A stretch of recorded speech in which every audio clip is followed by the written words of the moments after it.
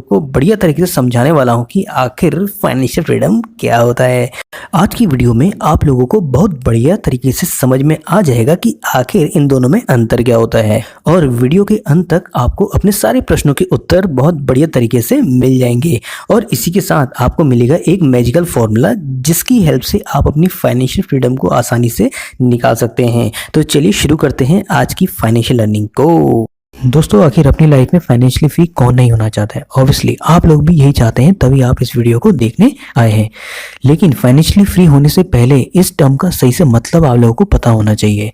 चलिए जानते हैं इस टर्म का सही मतलब आखिर क्या होता है पूरे 3 स्टेप्स में। लेकिन इससे पहले कि आप इस टर्म का मतलब सही से जानें, इससे पहले वाली वीडियो जरूर देखें जिसमें समझाया गया है आखिर क्यों फाइनेंशियल नॉलेज में इंडिया इतने पीछे है, जिसमें पूरी हिस्ट्री डिस्कस की गई है कि आखिर एजुकेशन सिस्टम इतना क्यों पैरालाइज हो चुका है कि लोग अपने आप को फाइनेंशियली फ्री होने में काफी टाइम लगा देते हैं। तो चलिए जानते हैं इसे पूरे 3 स्टेप्स से। तो दोस्तों, 3 सेट में से सबसे पहला सेट ये है, अपने गोल को सेट करें। सबसे पहले ये डिसाइड करना होगा कि आपको फाइनेंशियली फ्री होने के लिए कितने रुपए की जरूरत होगी। ये अमाउंट इतना होना चाहिए जिससे आप उनकी पैसिव इनकम जनरेट कर सके मंथली या एनुअली, यानी कि हमें कोई काम भी ना करना पड़े और पैसे भी आते रहे हर महीने। चलिए इसे एक छोटे से प्यारे से बढ़िया से एग्जांपल से समझते हैं। ग्रैंड सेबेटियर अपनी फाइनेंशियल फ्रीडम के लिए जाने जाते हैं। एक समय जब वो गरीब थे, 24 साल की उम्र में उन्हें जॉब से निकाल दिया जाता है, यानी कि वो बेरोजगार हो जाते हैं और उसके बाद वो अपने पेरेंट्स के साथ ही रहने लगते हैं। लेकिन बैंक में केवल $2.26 ही थे, लेकिन जॉब ढूंढने के लिए उनके पास केवल 3 महीने का समय ही था। पेरेंट्स खुद भी इससे ज्यादा उन्हें नहीं रखना चाहते थे। 200 जॉब अप्लाई करने के बाद भी उनकी कहीं जॉब नहीं लग पाती है दोस्तों। इसके बाद वो फ्रस्ट्रेट होकर अपने गार्डन में बैठे हुए थे और अपनी इस बुरी कंडीशन के बारे में सोच रहे थे। उनके बैग में मुश्किल से 170 रुपए ही बचे हुए थे। उस दिन ग्रैंड ने एक ऐसा गोल सेट किया कि लोग सोच भी नहीं सकते दोस्तों, जिस कंडीशन में उन्होंने गोल सेट किया कि वो केवल 5 सालों में ही फाइनेंशियली फ्री हो जाएंगे, चाहे उन्हें किसी भी हार्डवर्क से क्यों ना गुजरना पड़े। वो हमेशा इस पैसे की कमी के साथ नहीं रह सकते थे, यानी वो पैसे की कमी में कभी भी अपना जीवन नहीं बिताना चाहते थे। फिर वो कैलकुलेट करते हैं उन्होंने आखिर कितना रुपया फाइनेंशियली फ्री होने के लिए चाहिए होगा। फिर क्या था दोस्तों, भाई ने हिम्मत नहीं हारी और लग गया काम में। सारी बुक पढ़ डाली जितनी भी फाइनेंशियल फ्रीडम से रिलेटेड बुकें थी। वो उसके बाद वो गोल अचीव कर लेते हैं। 5 साल में ही दोस्तों उनको जो $1 मिलियन चाहिए थे, यानी कि $1,00,000 चाहिए थे फाइनेंशियल फ्री होने के लिए, वो उसको अचीव कर लेते हैं। तो फाइनली दोस्तों, हमें गोल सेट करने की पावर तो समझ में आ गई। दूसरा स्टेप होता है सेव एंड इन्वेस्ट। जी हाँ दोस्तों, फाइनेंशियल फ्रीडम गेन करने के लिए दूसरा स्टेप आता है, सबसे पहले सेव करें, उसके बाद इन्वेस्ट करें। यदि आप अपने पैसों को सेव और इन्वेस्ट करने की आदत नहीं बनाएंगे तो पूरी लाइफ पैसों की प्रॉब्लम के साथ ही जूझते रहेंगे। सेव और इन्वेस्ट करने के लिए जरूरी नहीं कि आप लोगों की सैलरी 1 लाख पर मंथ है। कुछ हजार रुपयों में भी आप सही जगह इन्वेस्ट करके अच्छी खासी वेल्थ जनरेट कर सकते हैं। इसलिए एक एग्जांपल से समझते हैं हम इसको।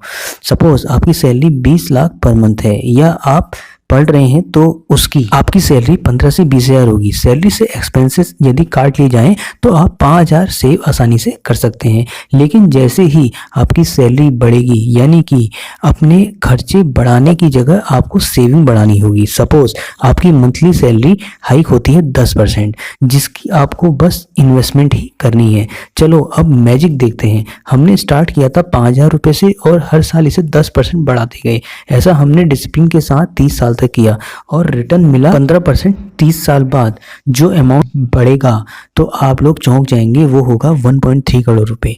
जी हाँ, 1.3 करोड़ रुपीस, और ये सब 5,000 रुपये की इन्वेस्टमेंट से मिलेगा। ये था पावर ऑफ कंपाउंडिंग का गेम, ठीक है। और अगर आप जानना चाहते हैं कि इन्वेस्टमेंट कहाँ और कैसे करनी है, यदि आप इससे रिलेटेड वीडियो जानना चाहते हैं तो नीचे कमेंट बॉक्स में मैसेज करना ना भूलें। बहुत इंपॉर्टेंट और जरूरी वीडियो आपको इससे रिलेटेड मिलेगी, ठीक है। अगला स्टेप और सबसे इंपॉर्टेंट स्टेप आता है जो कि है डिसिप्लिन और पेशेंस। ये स्टेप इन्वेस्टमेंट के साथ पूरी लाइफ टाइम आप लोगों के लिए हेल्पफुल रहेगा। रूस की एक सर्वे के अनुसार ये पता लगता है कि आखिर कौन लोग हैं जो सबसे ज्यादा रिटर्न गेन कर पाते हैं अपनी इन्वेस्टमेंट से। जी हाँ, ये रिजल्ट रहा काफी चौंकाने वाला था। का रिजल्ट कुछ ऐसा आया, उनमें मैक्सिमम लोग मर चुके थे। जी हाँ, हैरान करने वाला रिजल्ट आपको जरूर लगा होगा। जो लोग अपने इन्वेस्टमेंट को लंबे समय तक होल्ड करते हैं उनकी वेल्थ ज़्यादा क्रिएट होती है, और इस सर्वे में सबसे ज़्यादा वेल्थ डेड लोगों ने इसलिए गेन की क्योंकि वो लोग इन्वेस्टमेंट के बाद भूल चुके थे कि उन्होंने कुछ इन्वेस्ट भी किया है, इसलिए उनकी इन्वेस्टमेंट लंबे समय बाद ग्रो हुई। टाइम के साथ उनकी इन्वेस्टमेंट कंपाउंड होती गई। बहुत से लोग सेव और इन्वेस्टमेंट तो करते हैं लेकिन पेशेंस नहीं रखते, मतलब कई महीने वो डिपॉजिट करने के बाद लापरवाही कर देते हैं, यानी अपनी इन्वेस्टमेंट के साथ छेड़खानी कर देते हैं।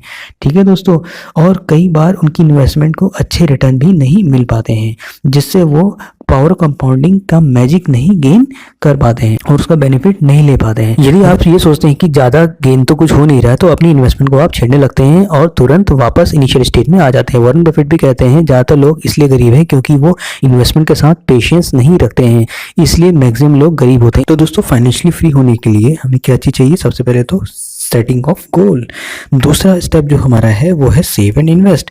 तीसरा सबसे इंपॉर्टेंट और मोस्ट इंपॉर्टेंट जो लाइफ टाइम आपके काम करेगा वो है डिसिप्लिन एंड पेशेंस। ट्रेडिंग से रिलेटेड यदि वीडियो आपको चाहिए तो नीचे कमेंट करें। इसी तरह की फाइनेंशियल वीडियो के लिए चैनल को सब्सक्राइब करना ना भूलें। मनी ग्रेडेड आपके साथ है और अपने डाउट्स और क्वेश्चन पूछना ना भूलें। अब आते हैं अपने मैजिकल टूल पर कि आखिर वो कौन सा मैजिकल टूल है जिससे आप अपनी फाइनेंशियल जर्नी को आसानी से कैलकुलेट कर सकते हैं। उससे पहले आप लोगों को कुछ जरूरी प्रश्नों के उत्तर दे दूं जो आप में से ही कुछ दोस्तों द्वारा पूछे गए हैं।